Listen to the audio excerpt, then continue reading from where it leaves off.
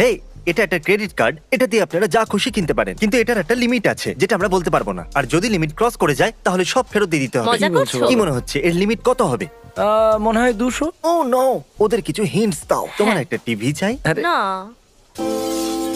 ওদের মুখ দেখে তো এরকম মনে হচ্ছে না। আমরা এখানে রেখে দিচ্ছি। এর মূল্য $400। এটা বেশি কিন্তু হ্যাঁ। নয়। আচ্ছা যদি আমরা এটুকুই নিই তাহলে? না, করবো?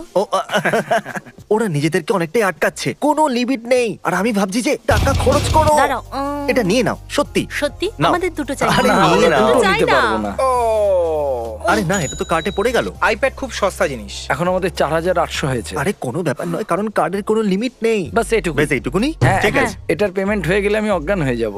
তো আপনার টোটাল হলো $5,915 তো এখন আমি কার্ড ঢোকাচ্ছি। এ বলছে কার্ড রিমুভ করো। ও মাই গড, হ্যাঁ। এটা কোনো স্বপ্ন